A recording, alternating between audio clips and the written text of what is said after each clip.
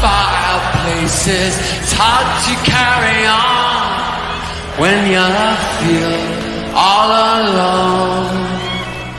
Now I've swung back down again. It's worse than it was before. If I had seen such riches, I could live with being poor. Oh, sit down, oh, sit down, oh, sit down, sit down next to me. Sit down, down, down, down, down, in sympathy.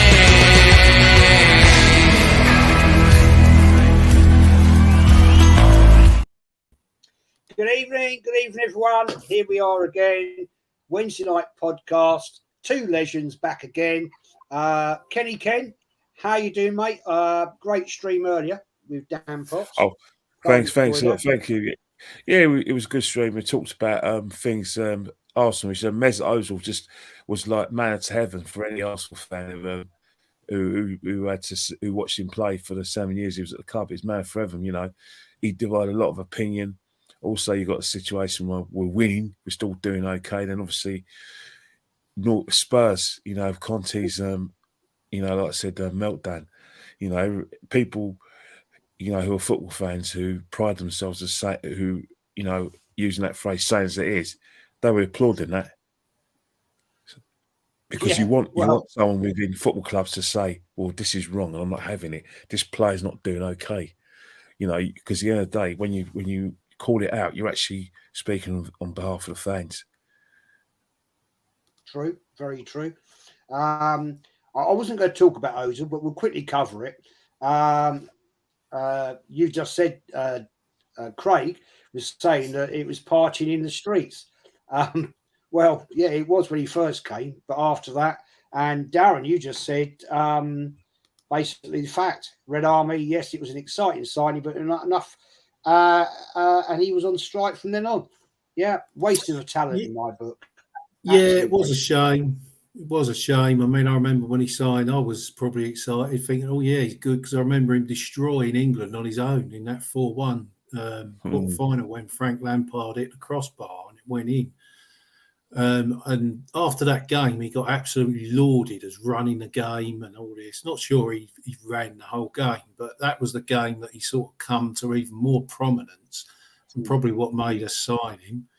And I thought, yeah, great quality player. But I was also looking around thinking, well, who else is there?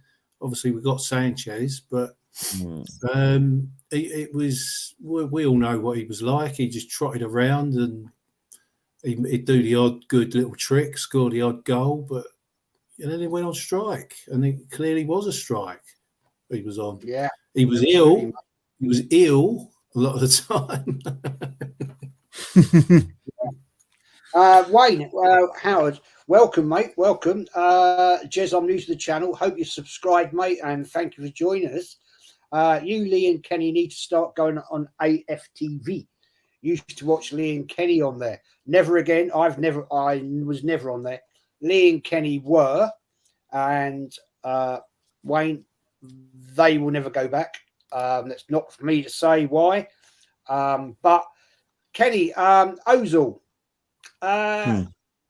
great talent. Never really did it for us, did he? Not at all. I think with Ozil is that, you know, it's a coincidence. You know, it was just one of life's, you know, biggest coincidences that the time he fell out of love with football was the time when obviously Germany went out the World Cup. He was one of the players who were targeted, and obviously they took exception with his audience with the Turkish president Erdogan. But by that time he fell out of football and he was retired from international football. That coincided with him getting his $350,000 a year contract. You know, I think either he got it at that time, he's well within it. So what a time for him to fall out of love with the game when you're on that massive contract. And I could categorically say now that Mesut Ozil had unique ability that, you know, that is unique to the extent that not many players have that kind of ability and that vision with football. But at Arsenal, he was a massive anti-climax, you know, in terms of like he was very good at the Emirates most of the time. away from home, not a chance, mate. Terrible. Not a chance. Terrible. He scored against Man United when we lost 3-2. He scored against Spurs when we lost 2-1. But apart from that, name me a big game away from home that Mesut Ozil dominated. I can't think of one.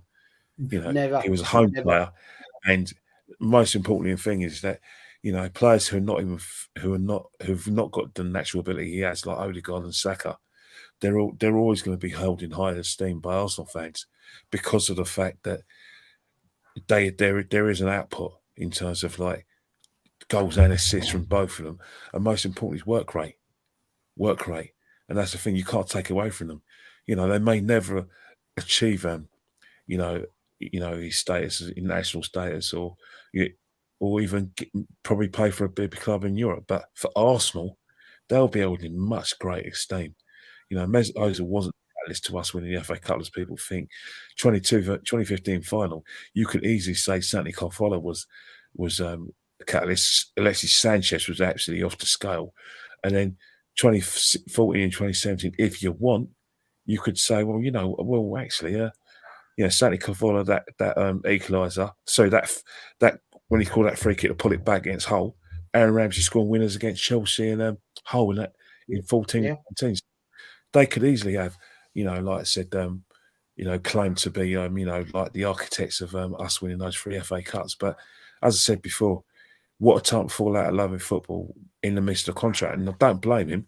You know, he only ever got himself ready for Germany. But even then, you know, it's a sad because you look at his early performances for the under-21s for Germany in that year before the World Cup in South Africa when he was part of that Hull Shrewsbury squad, and also 2010 when everyone took notice of Ozil. You know, obviously that game against England what he did to Gareth Barry, but throughout the tournament was brilliant. And then Euro 2012 when they got to the semi-finals, he had a good tournament, and the World Cup he you know, you could say he had a good tournament. But for Arsenal, never reached those heights. I won't have anyone say that to me. Football's all about opinions, but I think Arsenal fans fell in love with having a player of his calibre, i.e. agreeing to be at the club and being there. I think which means that when you got his reputation, you could play well for 4 out of 10 games, and then the 6 games are irrelevant because the 4 out of 10 games are more prominent. They say, well, just one great game for Ozil was better than any 10 games from another player, which is wrong mentality. He was everything that was wrong with us in terms of us going forward to win trophies, big and competing. Just wasn't that player. Totally agree, man. Oregon Gooner, good to see you, my friend. A Gabby in the back and a Gabby in attack. Come on, you Gunners. Yeah. Totally. I mean, thank you, mate, for your super chat. As always, you're an absolute bloody legend. I'll be interested to know, are you going to go to the game in July when Arsenal are back in America? TJ's going. He's told me he's going on a solo trip to his first ever Arsenal live game. So, mate, TJ, you're going to absolutely love every moment of that. And great time. I wish I could be there with you. Now, I'm going to get into this very quickly. Great performance at the weekend. Kenny, you were there. And in particular, one person I want to talk about, I don't want to talk about too much about the game. It's old news now. But Kieran Tierney came on. Yes. Instant impact. Instant. Was it that? I mean, would you agree, Kenny? He's got something to show. He wanted to say, hey, Arteta, I'm here. I am here, man. What do you think? You know, what do you think on that one, Kenny? I think definitely, but I think the thing with Kieran Tierney, he's got to be frustrated with with the situations that the teams move around him. That, you know, that the manager's placed a lot of trust in Zinchenko to the extent that, you know, he believes that the system that he's playing at the moment doesn't work or fit without Zinchenko on the team, and that's harsh on Tierney because, if you look at all the attributes you want for a left back, he's got them. Can he cross the ball? Yeah. Can he tackle? Yeah. Can he get down the byline quickly and efficiently? Boom. Yeah. He's got everything. But, you know, for some reasons that he's a victim of the fact that, you know, it was we're now in inverted. We've gone from inverted wingers to inverted fullbacks now. You know, at least one has got to be inverted. They have to be good on the ball, and I think that's what the situation with Zinchenko is. That, you know, you look at the situation is that our manager's very big on the dominance of possession. Fact is, you know, there are games which we're going to look at the run, and you're thinking, well, Liverpool are going to have a lot more of the ball than Fulham did when they at Anfield. They're going to Alexander-Arnold's going to put those crosses in. Salah's going to play off him. Surely we're going to need someone who's going to be able to defend. And, you know, he's going to be thinking, all right, I'm not happy with the situation. If I can't, if we're playing a team that is going to bomb forward like Liverpool, surely he's going to think about me in that team and say, you know what, horse for courses, play me in that game, because that's where Kieran can help us. But unless Kieran, you know, works on his, you know, that side of the game, like coming in the midfield, spraying the passes, and sort of evolve his game, I can't see him playing for us, starting for us. He'd be a good backup to have. But Kieran Tierney, a backup. Kieran Tierney, who player that we thought, you know, last season was one of our better players, a player that we genuinely believed that, and we still believe, can go on to a higher level to the extent that he could go on. He's good enough to play for, you know, a club, a European club, one of the biggest clubs in Europe. If you can get him right, and get him to fit their DNA, because he's got the ability. But for some reason, our manager's decided that he can only play one way, and that inadvertently hurts Kieran. Again, you could say the same for Tomiyasu. Bought was a right back, didn't do very much wrong, but Benjamin White's gone in there and you know, made it a position his own. And I think that's the thing with Kieran Tierney.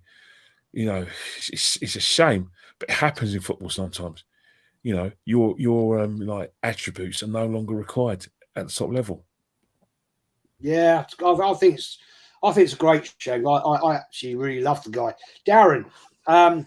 Yeah, I mean, Arsenal, great performance against Palace, ripped them apart in the end, and Tierney came on, instant impact in my view. I think he was there trying to prove something. I really want to hold on to this player, mate, because unfortunately, I think my view alone, I think he will be gone in the summer because I don't know why. I don't understand why he's not getting the time he should, playing time he should be. What do you? I mean, do you agree he made an impact at the game on Sunday? And would you keep him?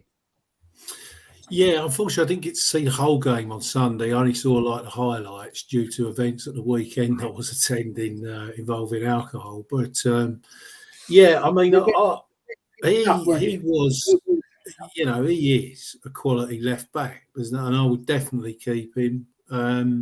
He actually reminds me a little bit of Stuart Pearce, because what he does is he buccaneers along the left wing. He's got this sort of swagger about him that it's like, get out of my way or I'm going to smash you into the hoardings. And that's what we need. And I don't see that with Zinchenko. Zinchenko, there's no doubt about it.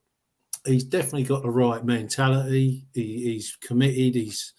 But he just, to me, seems a bit of a loose cannon he's been given a free license, no doubt, by Mikel to get into midfield and on the wings at times as well. But when I look at Tierney, I don't see that Zinchenko can do anything that he can't. And perhaps if Tierney was given that run in the team, we used to see Stuart Pearce do like diving headers and score goals, wind his left and right foot back, and then just unleash it like a hammer when he's in a tackle. And you make a good point. We ain't even seen the best of Tierney yet. He's got more development to do. All this team have got more development to do. Thierry Henry, I remember when he first came along, everyone said, oh, what a great player he is. All of a sudden, there was one season where the ball was on the edge of the penalty area, he put it down, and he started taking free kicks. And I thought, oh, that ain't got in. Next thing, 3-4 months later, nearly every free kick he had outside the area was going in. It was a goal. So, you know, I just think it's a massive waste, you know, to let him go. I'd do all I can to try and keep him in the squad, keep him happy, get him in, because no doubt Zinchenko is going to get an injury, because Zinchenko's had injuries this season already. He's missed 7 games. He ain't been an ever-present, not like Saka, who's made of iron, and this steel man Saka, who's like, I actually call Saka Granite Saka, because he's like, you know, he's solid, isn't he? You know, he rips into everything and just dusts himself off, gets kicked all over the pitch, and he turns up for the next game. It's brilliant. But yeah, I mean, I want to keep Tierney definitely all day long. You know, but when you're putting him on the bench and he's that good, everyone's been saying you got your Newcastles, you got other teams that might just come in the summer and make him an offer he can't refuse. You know, guaranteed first team spot. Hasn't Granit Xhaka got that in his contract clause that he's got to play every game? I've heard people say. Wouldn't surprise me.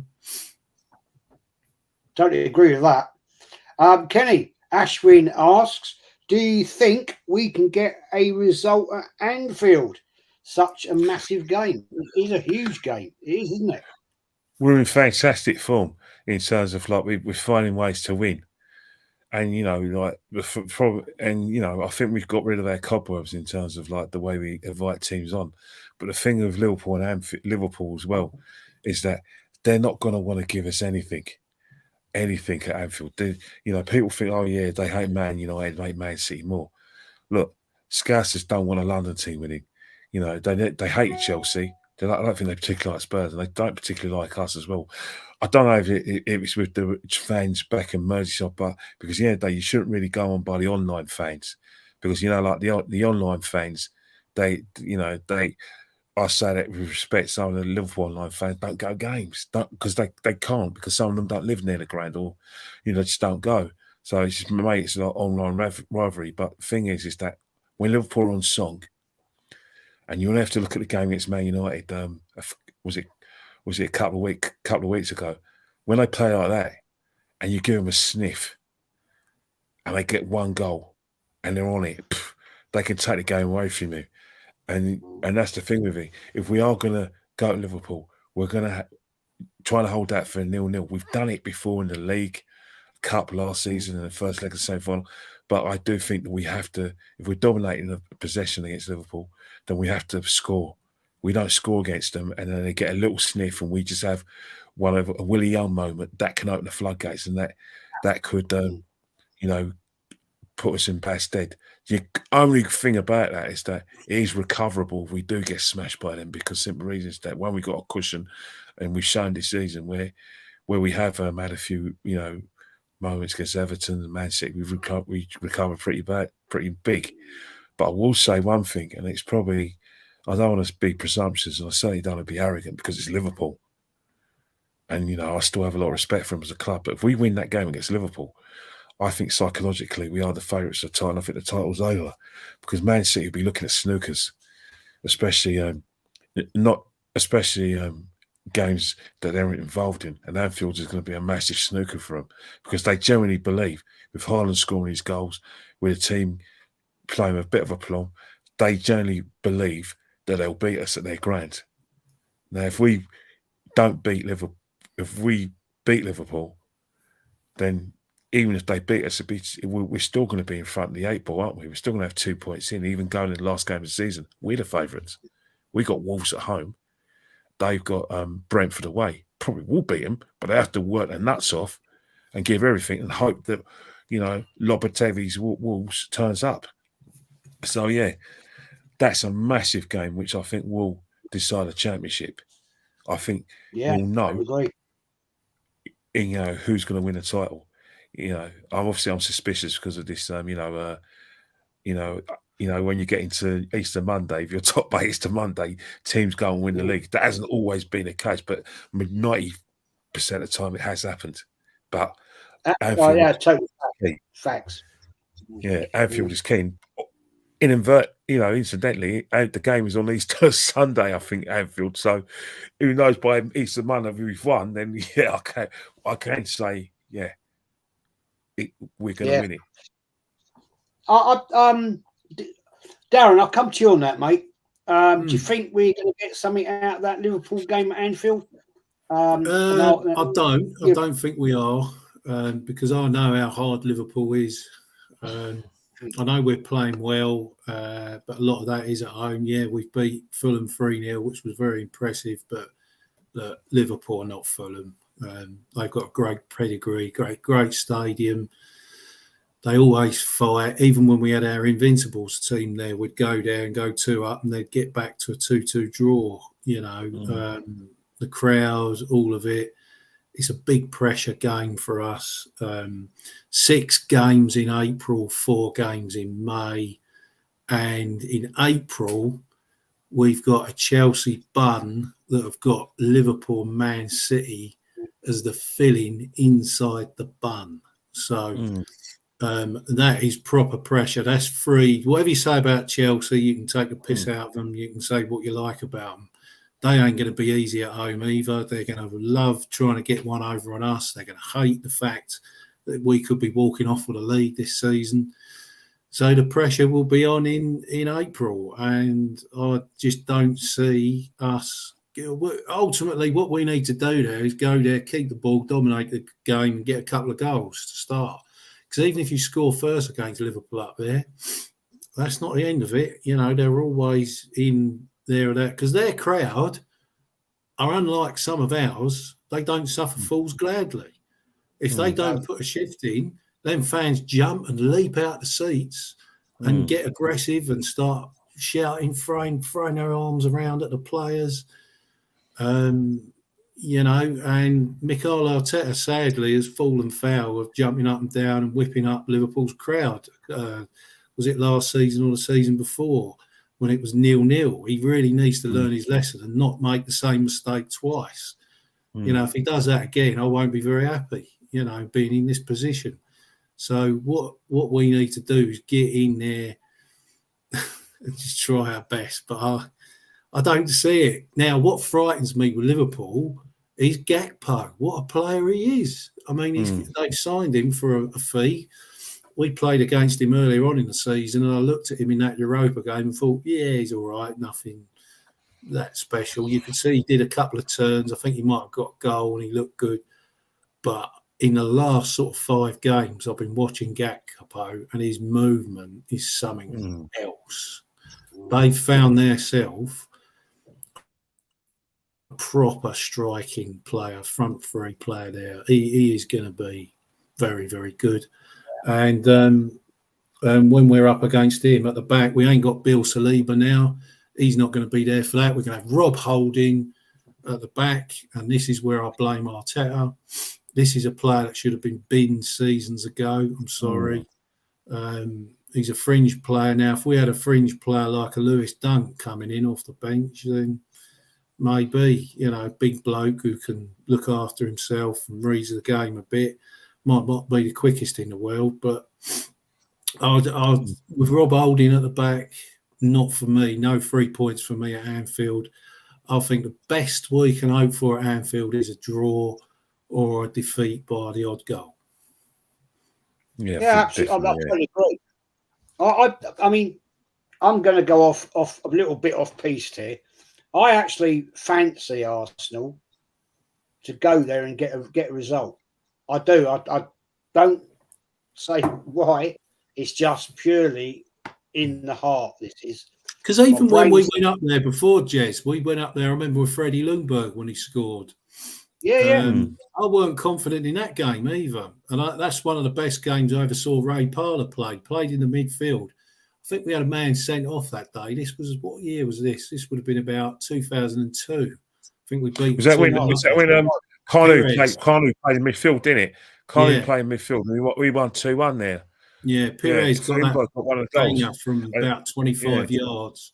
Yeah, no, I think that was 2 years afterwards. But I know that we did have a man sent off in the double, 2002 season, which, by the way, is their best ever. I think I regard that team superior to the Invincibles, and I grabbed 91 superior to Invincibles. But I think that game, Kanu, like played well in midfield. Yeah. And I think, and that's when we were that season when we were unbeaten away from home. In the 2001-2002 season, no one talks about that achievement because of the Invincibles. But that team was superb. But I weren't even confident. I'm never confident going up to Anfield ever. No, never. It's tough. It's tough. There's a good point here. Gary Rodford says, "Don't forget, City have got Liverpool before we have." And Gary, I have to congratulate you, mate, on that beautiful linear mirror there you've caught. People may not know my second thing is carp fishing. And the size of it. Yeah, it's big. That's a massive fish. That's got to be a 50 plus, maybe 52, 54, something like that. That's a right lump. And congratulations, Gary. Big up to you, mate, for catching that. I've caught them bigger than that in France. And that's another story. Anyway, let's get into that.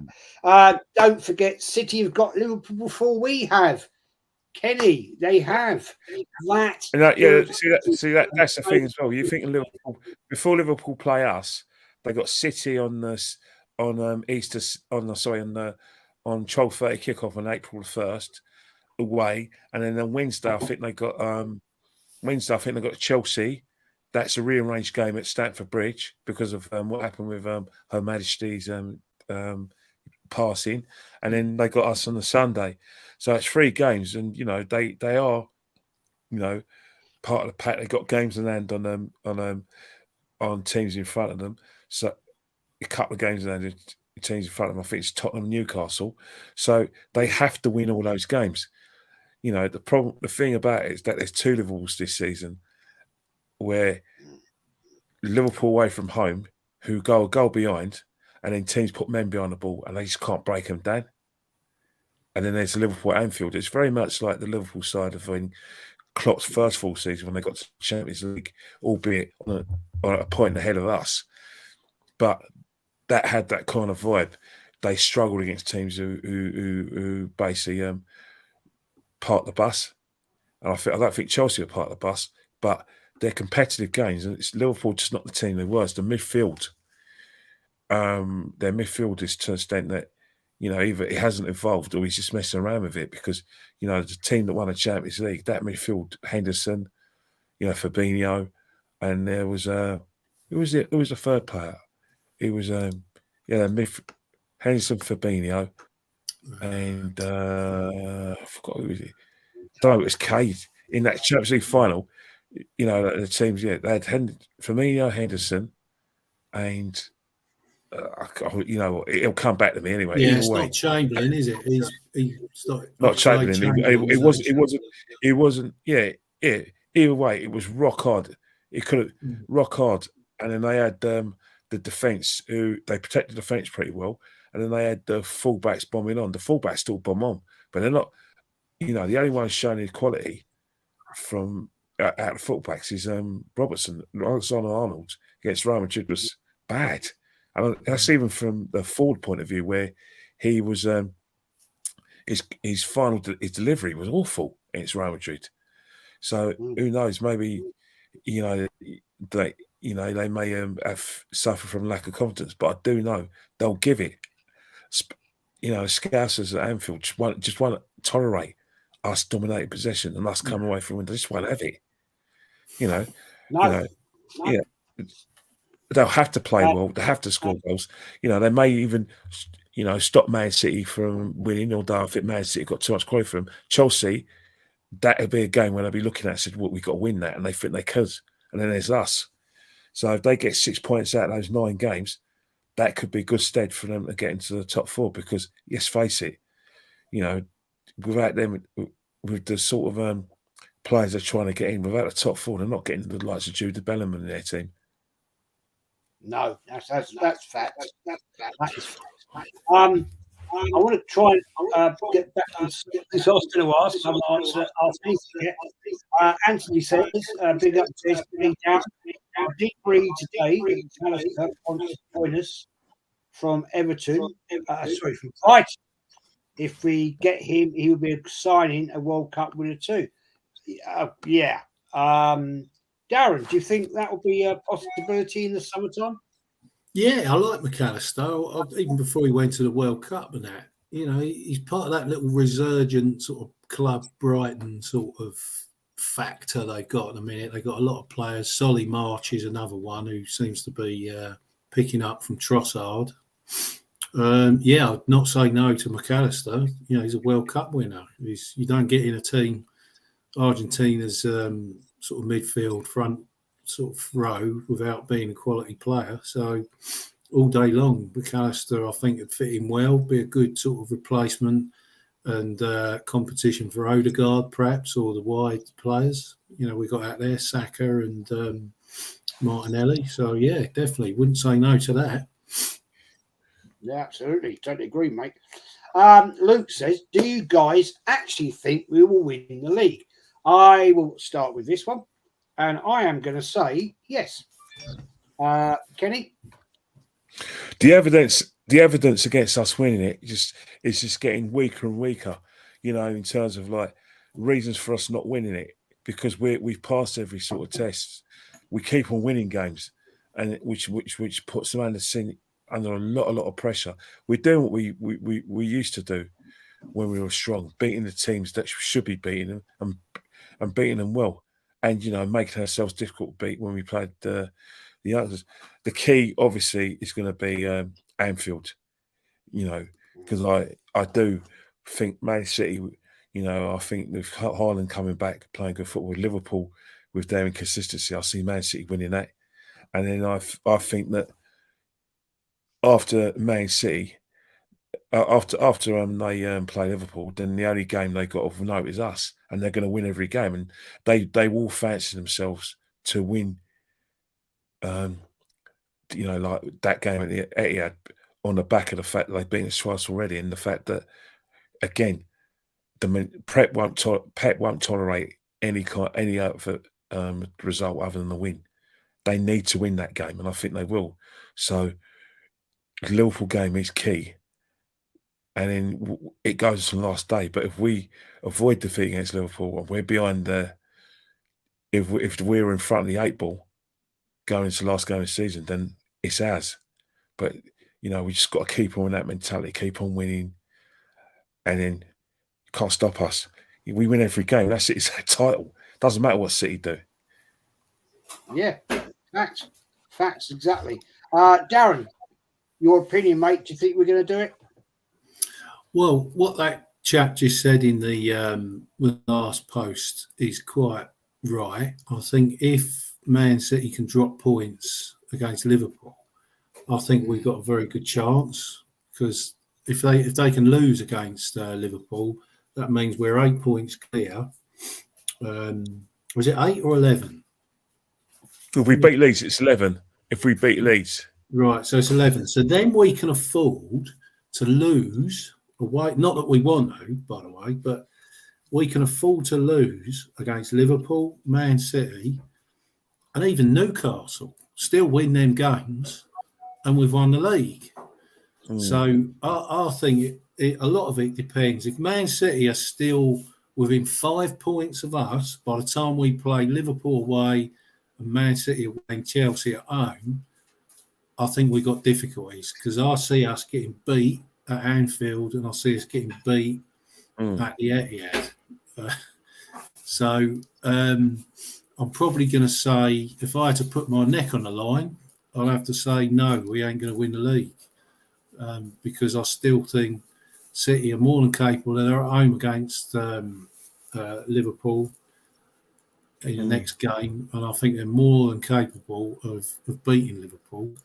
Liverpool will want the points to get into the competition next year. I won't mention that phrase, which is, scourge of football.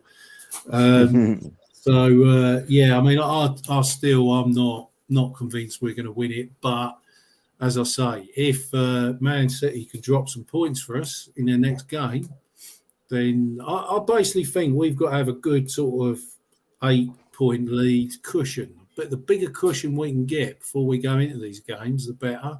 We've got see, April's bad enough for 6 games. Then the first game going into May, where there's 4 games, is Newcastle away, which is the toughest game.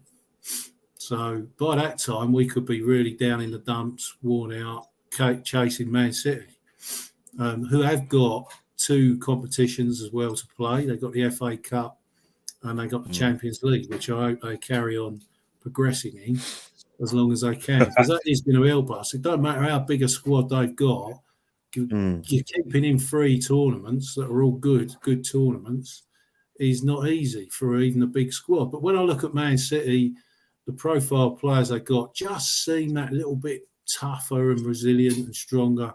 I'm thinking of people like Rodri at the back, not at the back, in midfield. I'm thinking of people like him that are just, they don't get injuries. So they're tough. They throw people about.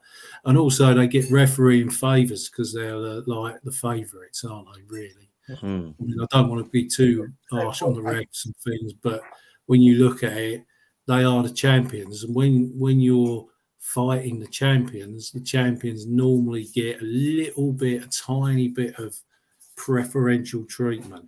Because let's be honest, that's happened to us when we've won titles the next season. We've defended Premier Leagues. Referees have been kind to us when we've been up the top. Fact. Chike says, can I have your opinion on Man City versus Bayern Munich in the Champions League quarterfinals? Also, who was better in their prime, KDB or Ozil? Well, I would have said, this is my opinion only. I'll come to you, Kenny, and I'll come to you, Darren. In their prime, Ozil was absolutely unplayable at times. Not at Arsenal, but Man City, Bayern, I'm going to go Bayern Munich. Kenny, what's your view, mate? Well, the thing about it is that if you could talk about the Ozil KDB debate, it's quite interesting because, believe it or not, they played for, both played for Werder Bremen and both made their reputations at Werder Bremen. Because remember, KDB was at Chelsea, couldn't get a game under Mourinho, but it wasn't just Mourinho. Remember Rafa was there before that, and before Rafa there was all these, players like, Vert Bush and Di Matteo. So he went to to Werder Bremen. He was unbelievable there. And then you look at, was he good internationally for Belgium? The World Cup 2018, I thought so. And he had some good tournaments, but he didn't win the tournament. Ozil did. And then if you look at his league form for Man City, definitely. But on footballing ability, Ozil's definitely a better player. Definitely better player in footballing ability. But on productivity in the Premiership, you have to say KDB. In terms of Bayern Munich, Man City in the Champions League, 50-50. But that's the thing with Man City. Depends on Pep. One of the reasons why Man City have gone out in big games in the Champions League because of Pep. I hold him responsible for going out against Spurs in 2019. I thought he got his team selection wrong. 2018 against Liverpool. That's down to his inability to change tactics. Liverpool smashed it to pieces. And then if you look at the game against Lyon in the one-off game in this quarterfinal, when they equalised, what he should have done is got his men behind the 8 ball in terms of get men back, calm down, keep possession. They try to get the second and third. Lyon just hit him on the break, went bang, smashed them. And then don't talk to me about team selection in the Champions League final. You had all your creative players in one lineup without leaving one of them on the bench to come on and try and dictate the same. And then when you go down, you've got to bring don't get me wrong, Aguero, who's past it, and you've got to bring another striker like Jesus, who, believe it or not, strikers who need service. But what's happened is that Chelsea has strangled the game. He made it it's up to Pep. If Pep gets his tactics right, they'll win the Champions League. But it's not. Dan, sometimes you say, "Oh yeah," sometimes the players. I don't think it's the players. I think Pep needs to, tweak his tactics. If he doesn't tweak his tactics, then and try to play the Man City way, and I'm sorry, he'll come unstuck again because let's face it, Bayern Munich are not the majority of the teams in the Premiership. Fair point. And Chico, mate, thanks for your super chat. You always ask great questions, and I just want to ask this question, Darren. Different question. Saka contract's done apparently, 200 grand, possibly a week. I think that's a great deal. This young lad has been, for me personally, player of the season at Arsenal. His contribution of goals, assists, his work rate, the guy never gives up. And you can never ask for anything more than a footballer to show passion for your football club. Do you think it's a good thing? Yeah, I think he's a genius. He's a clever lad. He's got all his qualifications at school, and he's got the work ethic as well. And it just looks like he's got all the ingredients to be like world class, And let's just hope that he gets better as well and there's more to come. He gets kicked a lot. He always gets up. You never see him gob off to the ref and start playing up and moaning when we lose, I just think the bloke is a great example for youngsters and for everybody really to just try your best, get out there, keep going, take the knocks, get the kicks. You might not win 100% of the time, but when things don't go wrong, don't be a sore loser and make excuses. And nothing wrong with moaning if you lose, but if you can not moan and lose and just be determined not to make the same mistake twice, that's brilliant. And I think he does all that.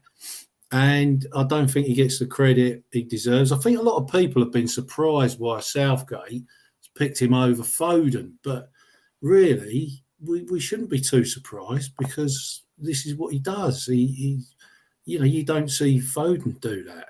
What he does, get all that sort of a bad attention, kicks and all that. And don't forget, he's come back as well from missing that penalty, which could have damaged him.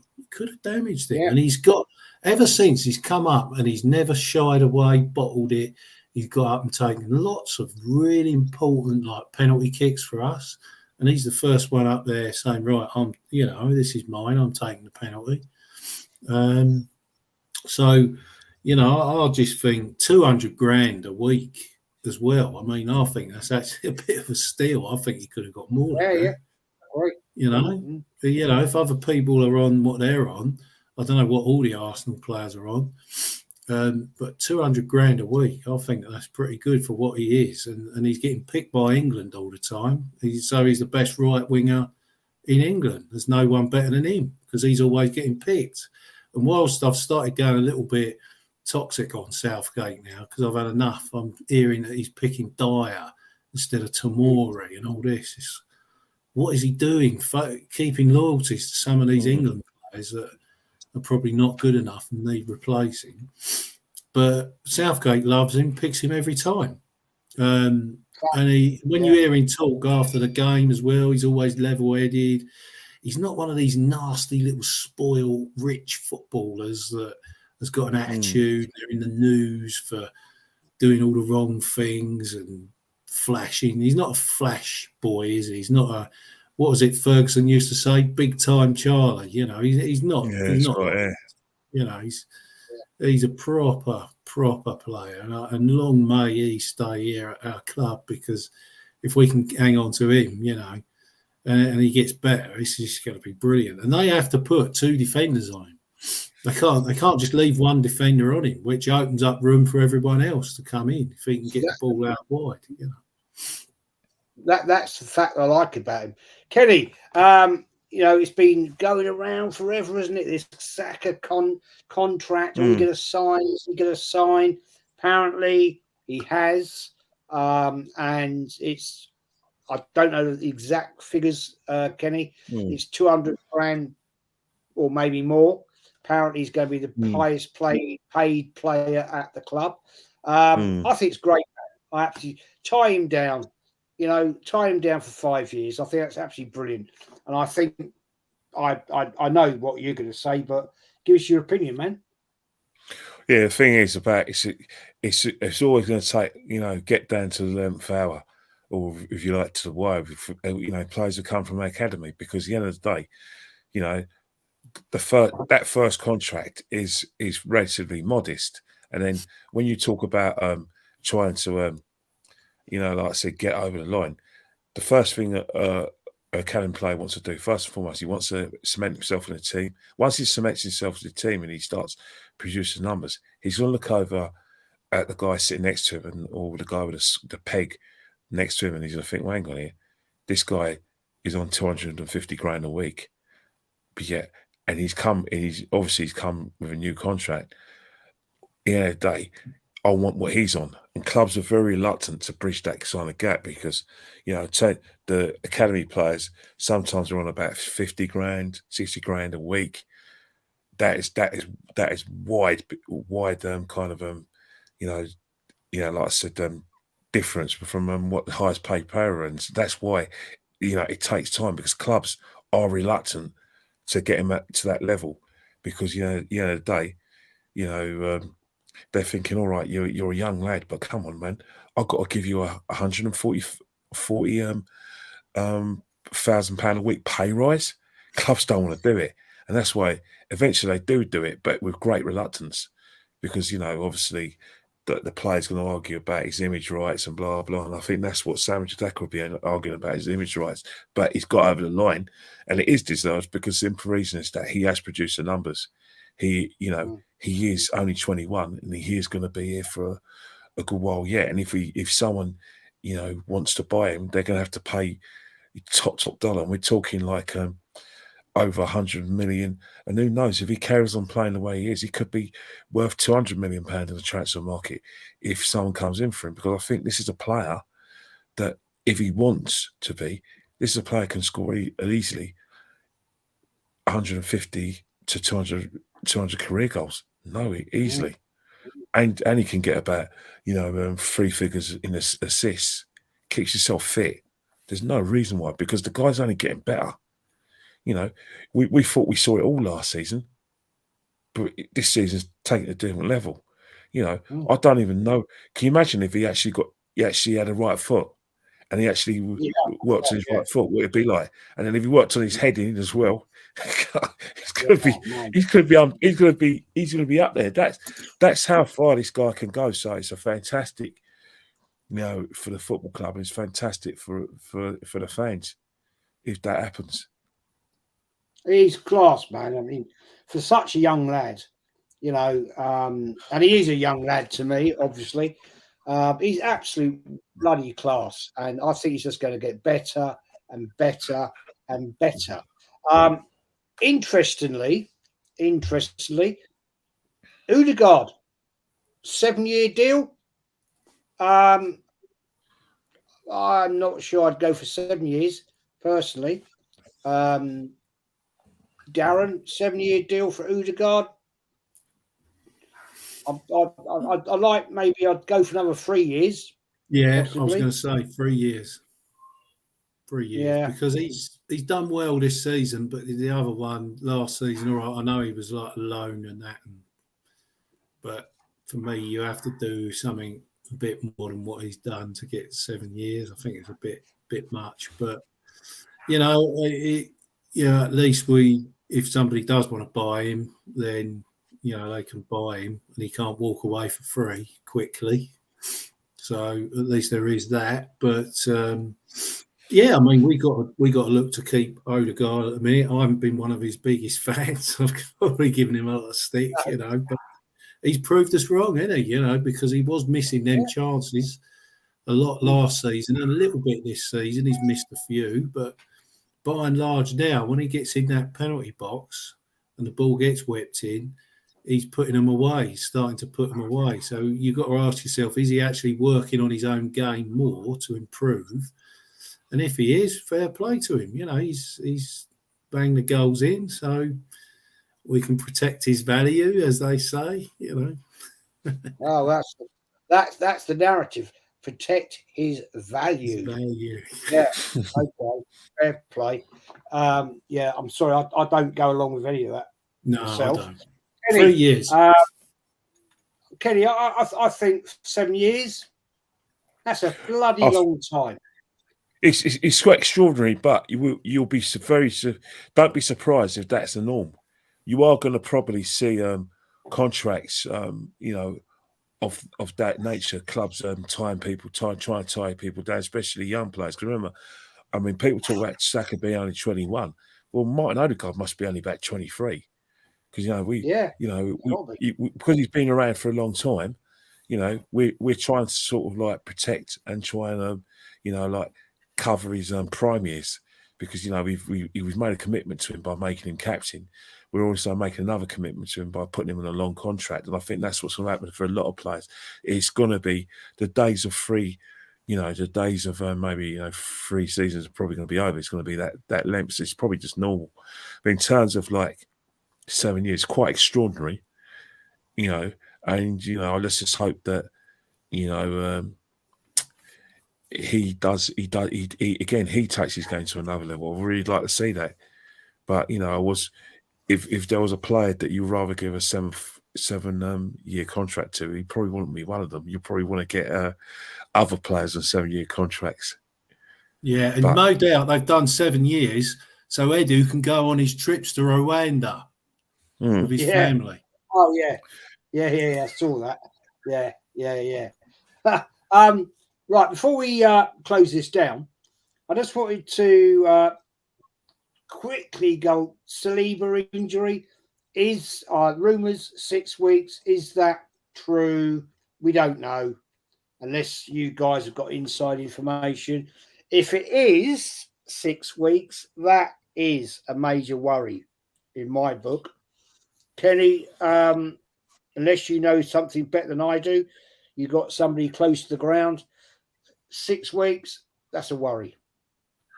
Well, it's coupled into the situation of Tomiyasu, who we are going to, in the running, you are going to need players like Tomiyasu with his versatility. And I'm not just saying to play to cover in, at centre half, but also at right back. He's out for the season. He's got an ACL. So it's not great news at all. And, we have got Kivior, but again, Kivior's plays in kind of the Gabriel position. And then you've got Rob Holding, where, he did really well against Crystal Palace. I thought he did well when he came on against, against Sporting. But you're looking at Rob Holding at Anfield, Rob Holding at Etihad, Rob Holding at St James's Park, Rob Holding against Chelsea at home. Which, let's face it, he's done all right in the cup finals against them. But I could see Darren thinking, "Oh God, mate, Salah running at him." Well, we've seen it, haven't we? We've seen Haaland. Yeah, I know. In the FA Cup. Haaland. Well, yeah, that's it. And you've got Nunez as well, who I'll tell you one thing, gets into fantastic positions. Once he scores consistently, he'll get a bag of goals for Liverpool next season easily. So, and that's the thing. You kind of had that crystal ball, but that's the thing, man. Now, players like him are going to have to put their hand up because 6 weeks with a back injury, and then after the 6 weeks, you think he's going to come back like he was before. You've got to ease him back in. So it could be longer than that. And I think that's where Rob Holding's got to put his hand up. But Kivior's got to put his hand up as well. Kivior, he's thinking, hang on, you bought me for Spezia. So what if I'm left-footed? We can play 2 left-footers as centre-half. I know Arteta wants a left-footed player. But hang on here, let's not forget Rob Holding's best position is actually where Gabriel plays. Even though he's right-footed, he plays his best football in that kind of left centre-half play where Tony Adams played and John Terry likes to play. So he's played that position. Yeah. So anything can happen. But we got to, unfortunately, we can't sign a player to replace him. It's either Kivior and Rob Holding. It's up to Kivior to say, right, this is a shootout And, you know, I need to work me nuts off in training and think, you know what?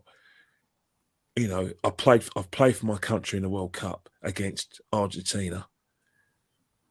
This is my time now. I should be knocking at manager's door because we are going to need one of them, you know, big time. Because at the end of the day, there will be defended. There'll be a lot of defending to be done at Anfield, at Etihad, and probably against Chelsea as well at home. And definitely going to be a lot of defending to be done against, like against, Newcastle. West Ham will be all right. Rob only likes all that kind of aerial stuff, where he hasn't got many players with speed of foot, but effectiveness as well. He's got speed of foot with Antonio, but has he got effectiveness? Well, no, and that's the thing. You're right, because I've mentioned 4 key games. 4 key games potentially costed the title because of injury. Facts. Darren, to me, I'm led to believe Tomiyasu is out for the rest of the season. Fact. That's him done. See you later. Concern, Saliba. Hendon Gooners just said that due to have a result. Hang on, I'll find it. Sorry, let me find the comment. Saliba was due to have a scan yesterday. No results as of yet. Rumours abound. We all know that. Rumours abound. That he could be out for 6 weeks. That, if that's the case, that's a major issue, mate. With the games we've got. Do you know what? He injured that back against Sporting Lisbon at home. Didn't he not? It was Sporting Lisbon. Yeah. Now both of them got injured in that game, innit? Yeah, I don't recall. How did he actually do it? Did he jump up and land, or what I believe here is this could be Arteta's done this before with players. A bit of mind games. He's told us that players are not fit, and then they end up starting. They end up playing. I'm just wondering if Arteta is thinking, let's give Saliba a little rest against Leeds, and let's bring him back to take. So Liverpool will turn up at the ground and they'll think, that's Rob Holding, great. And all of a sudden the team sheets get pinned up, and all of a sudden Bill Saliba's on the team sheet. And all of a sudden it's not such an easy day for you. You think, I thought he was out for 6 weeks. Do you know what I mean? He's done this before with I'm sure he's done it with like Zinchenko or someone before this season, where we thought we were going to be out. And Trossard. Yeah. So this wouldn't. I'm not convinced this is a 6 week, because I didn't see Saliba get pulled off on a stretcher, or was someone grabbing him and sort of taking him? I didn't see any of that. I think the thing he didn't play on. He came straight off, which again, right. The thing about it though is that, mate, I think the problem is that because these are European Championship qualifiers, they're kind of more important than League of Nations games. So I don't know. Maybe they are genuinely interested, because there's no way Deschamps having that. France are they changed everything now. All the players are gone. And you would have thought that William Saliba would be one of those players who are one for the future, pushing. Obviously, they got, Upamecano. Still, they got Canute. But you thought with Lewis, he's one of those players. So I don't know. I hope it is a ruse by Arteta. I hope that we do kind of pull him out of it. But again, back injuries are something else, in it, because like I said, unless they clear up properly, then you're going to aggravate the injury all the time. Yeah. There's going to be a kind of reaction, especially what we need to do. Bending down, because bending down to sort of like a squat down and make his tackles. Using the strength of his back, because the back's the strongest part of your body to get up and head at the ball, and then like when players are backing into you need your back. Your back kind of helps with your biceps, and you're trying to push on to get leverage, and even helps your legs. So, we need to get him right. We could nurse him through, blah, blah. And I just hope I just hope this is a mind game set up from Arteta, and if it is, fair play to him, because Fair you play know to him, this, definitely. this is Alex Ferguson settings. You know, Ferguson used to do it all the bleeding time. Yeah. And Look at his didn't he, Sir Alex, with yeah, his England players. yeah, Skulls. absolutely, all the time. I mean, it was like, you know. Before we wrap this up, Kenny, I know you chatted about this earlier, but I just want to quickly ask you, Conte's comments. What do you think is going to happen with him? Well, Spurs have got probably like a gun to their head, really, because simple reason they're still in contention of getting the top four. And you know, some Spurs think, I don't care about the top four, blah blah, but Levy does. Levy cares about the top four. Unfortunately, the Spurs business, which is diversifying it into like getting boxing shows on there, getting Rugby League Cup finals on there, getting the NFL there as well, and maybe a few concerts. Also, you know, from a footballing point of view, they need to have the Champions League money because football's their bread and butter. Now, all intents and purposes, Conte's still good enough to get me in there. Even because the end of the day, you know, you can sack him, but you can derail your season. Because let's face it, all this garbage you get where he's lost a dressing room. Do you ever hear that abroad? English players are precious, and players who've played along here, I have foreign cousins who've got the English money. They're precious. Trust me, there's going to be some foreign players in there who are going to think, who are used to that sort of thing anyway. They'll be, you know what I mean? You know, the fact is, Harry Kane, you know, might want to look at himself and think, I was captain of that team, and that's on my watch. You know, he's going to have to stand up and counted because it's very easy for players to hide behind their fans and hide behind their chairman. Always lost a dressing room. You know, we hear all that rubbish, but the fact is, you play crap. You allowed a poor side to snatch a draw from the jaws of victory. That's on you. That's on you. Yeah. But in terms of like what Spurs would do, all right, give it a caretaker. But you can do, who would you rather have if you're a Spurs player, Spurs fan, and if you're a Spurs fan with ambitions to get in the top four, not all of them are, they want trophies. Who would you rather have against Man United, Ryan Mason or Conte? Who would you rather have against Liverpool at Anfield, Ryan Mason or Conte? The fact is, they're torn between trying to see it through. But you know what? Public pressure will say, get rid of him. And then people will applaud it because Spurs fans don't like he started to play. And he does have to take some sort of responsibility because simple reason is that he hasn't tried hard enough to get the players he needs to play his preferred system. What happened with Jed Spence? What's gone on there? We were looking at him. What's gone on there? A club signing. That's disrespectful. And then Doherty as well. Bissouma. And then you've got, Emerson, Royale as well. You're trying to get something out of him. You've got to take a lot of responsibility. He still hasn't, got a player who can score goals from midfield like a Dele Alli who was in love with football. They need that kind of player. And he's still messing around with his front three.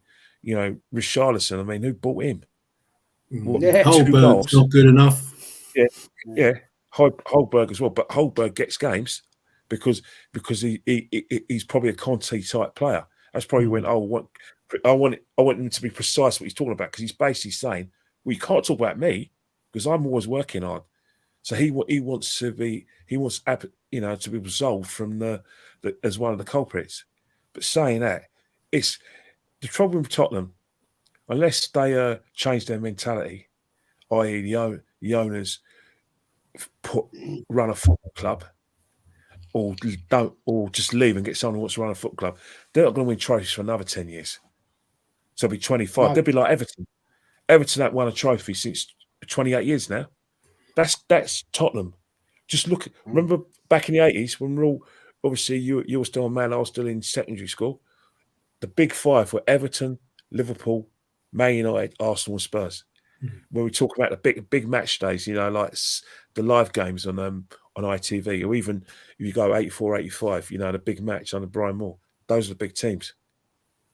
Everton are not in that category. Spurs are basically absolving themselves from there as well. So that's the problem Spurs got. Either you're a football club or you're not. If you want to be what you're doing now, fine. But there'll be no glory. No, in fact, that is absolute fact, Skinny. Excuse me. Darren, Conte, great. I mean, I watched his commentary, rant, whatever you want to call it. Do you think his time is done, or they're going to hang on to him? I think they'll hang on to him to avoid releasing him from his contract. I think they'll keep the money. I think you make a good point about who else you're going to get in terms of Ryan Mason or Conte, because nobody's really going to want to go there till the end of the season. So there's 10 games left. I think if I was the chairman there, I'd keep him on, because at least you know what you're going to get with Conte. He will be professional. He'll try his best even till the last game, and he will kick the players when they need a kick, you know. So yeah, I don't think they're going to sack him. I think they'll keep him, and then he'll go at the end of the season, and they'll have to start looking for somebody new now to bring in. Who that person is, I don't know. Pochettino, never go back. Never go back. Tuchel, would he really pick Tottenham? It's such a big, hard job. See, that's the thing. I was on a show with a Spurs fan, and he was saying that his football's too pragmatic. So, so what? I don't see who could go there now. Tottenham, they're going to struggle, I think, to get anyone in. Perhaps a lesser known manager in the Premier League, or a lesser known manager from abroad, perhaps, who just wants to make a name for himself, bring them up, because they've got a big rebuild to do now. They're really slipping behind, because I think Kane now will use this as an excuse to get a move in summer, because he must be laughing in the background thinking, oh, well, this is great. Conte's just had a go at all of us. So, know what, you know, so he can just say, well, I'm off now. That's it. I've got to find a new challenge because I've done my best. Stay with Tottenham. I might have signed a new contract, but so what? I want to win trophies. And then sign for a bigger club that are in the mix to win something. If he made that decision, Darren, would you take him at Arsenal? Of course, I'd take him at Arsenal. Yeah, we've taken Sol Campbell. You know, if he come to Arsenal, because he's a quality player, 100%. Didn't we take Cliff Robertson? Didn't we take Cliff Robertson in the 60s? From Tottenham? God, I don't remember that one. Yeah, he scored the 1967 FA Cup final for him, and he came to us afterwards, didn't he? 3-year contract for Kane, maybe, with us in the summer then. Give him 3 years. We had Kane first. Yeah, we did. He's one of our own. We did. Yeah, we did. I'd take him all day long. Kenny, I'm sure you would. Oh, all day long. Harry Kane, I rate him highly. I think he's even a better player than when he first went to the club. When he first came to prominence in the 2014-2015 season, you know, he was just a goal scorer. Now he's something else. Yeah, he's class. He's, you know, goals and assists. You know what I mean? He's just, you know, he's broken Jimmy Greaves' record, and he's going to break the England record. And plus, you know, Haaland's doing what Haaland's doing at Man City. What Kane should have been doing last season, but they couldn't get over the line.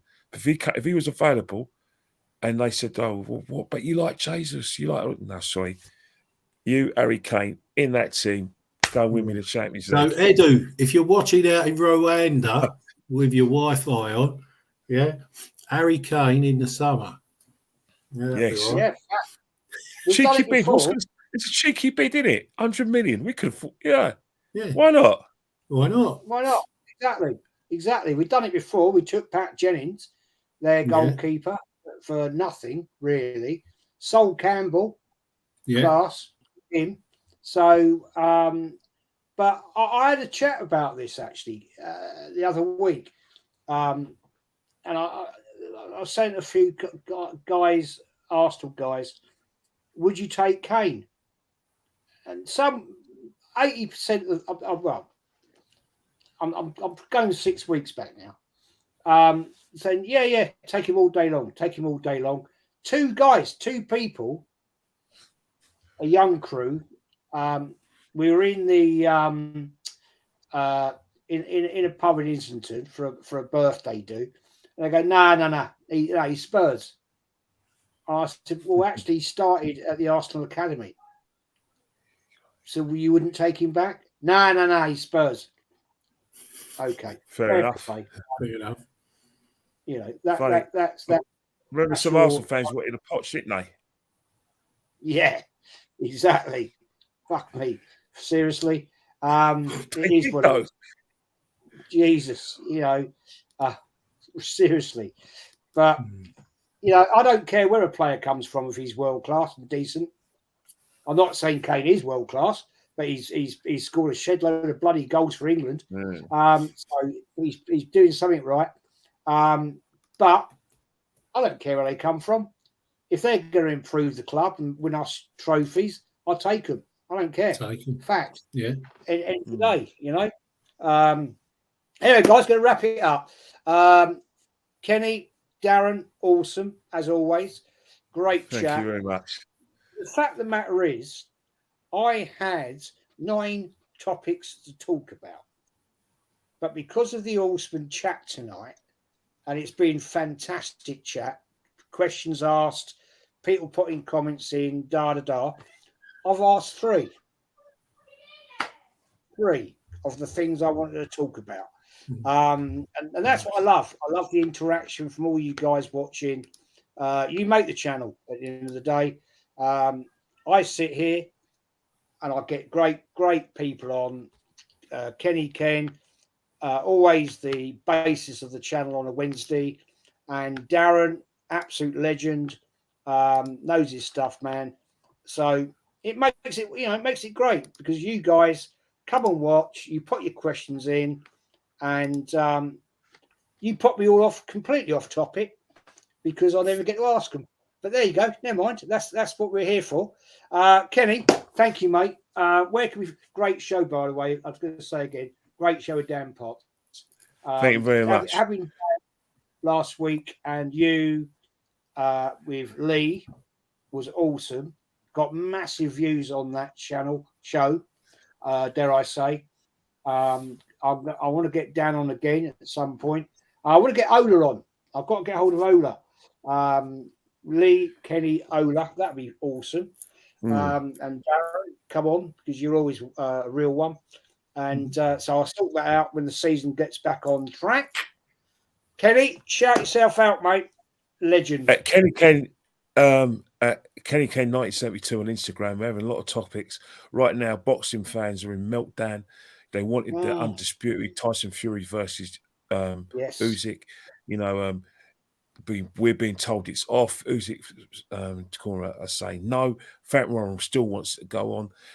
If it's going to go on, if it's going to happen on the 29th of April, we need it to be sorted in 24 hours. If it's not sorted in 24 hours, the fight is off, and then they're going to have to fight for mandatory. So that's what I'm going to be looking at.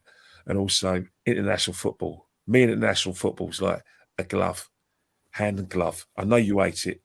That's fine. I love it.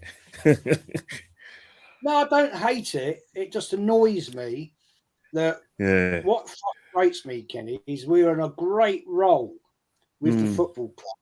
But I know it's a positive it gives the players a break. So if you look at from that point of view, it's great. And we haven't got many players in this international thing. So I'll take that as a bloody positive. But I'm no football this weekend. I forgot to do something. I'm going to be busy because I'm going to be applying for the Brazil job, because they still haven't got replaced TC. So I'm getting my applications in, and I'm obviously my Portuguese ain't too great, but I've got North side to translate for me in Portuguese. So that's Yeah, what I'll be doing. I'll be applying for the Brazil job. North side, wherever you are, help me out. Brazil still haven't got a coach since the World Cup. I'm going to apply. Yeah, I mean I watched Northside on with Lee Gunner this afternoon. That was class. That was a great stream. Go and watch that. That was really funny, actually. And Darren, my friend, where can we find you, mate? Darren Sullivan 49 on Insta.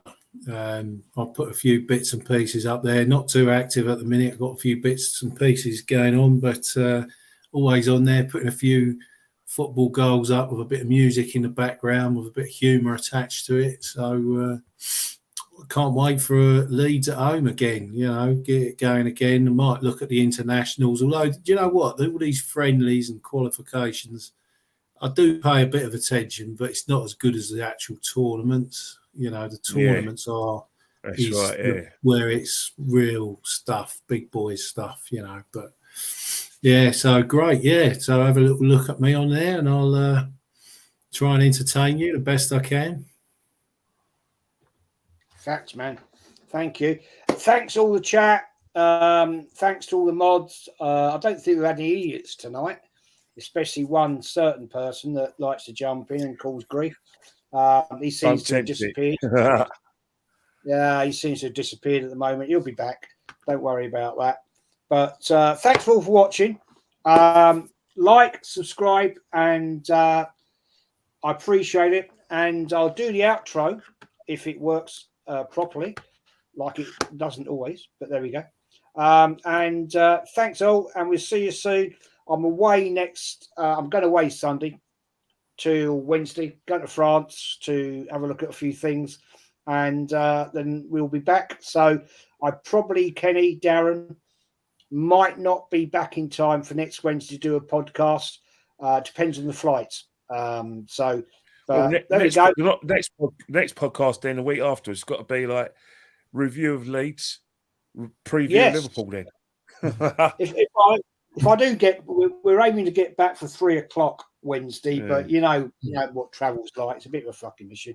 Oh, but by the way, guys, I am going to be doing an Arsenal quiz, and I do need a couple of people to join in on that. I need somebody to challenge Kenny. So I will put it out there. I'll post it out, Kenny, for maybe 3 weeks' time. Give you a chance to swat up, because I'm going to be firing you some questions. And I know, and they're going to be questions that they're going to go back. I've got to watch my Arsenal history channels, and also I've got to watch, because the other day it could be something that happened right in front of their nose, but you just don't think about it. Paul Vasson. It'll be from 70 onwards. It's not fair otherwise, because that gives people a chance to have a look at certain things. All right. I've got to look at Trevor Ross. I've got to look at Trevor Ross, Wilf Rostron, Jimmy Rimmer. Yeah. John Barnett. This is football stickers stuff now. This is football panini stuff. Just answered one of the questions from the bloody arse, so I have to take that one out about Jimmy Rimmer. Where did we get him from? Man United. So that's out the door. 1968. And he went to Villa, innit? Yeah. That's gone. 77. Mate, you're relentless, honestly. But anyway, I'm going to post it out there for probably 3 weeks' time. And I want 2 or 3 other people to join and see. They'll give you a challenge. So there we go, guys. Anyway, go do the outro. Thanks for watching. Like and subscribe. Put your notifications on. Darren, Kenny, thanks again for coming on. Cheers. I'm relieved to hear that you've been to some fireplaces. It's hard to carry on when you feel all alone. Now I've swung back down again. It's worse than it was before. If I hadn't seen such riches, I could live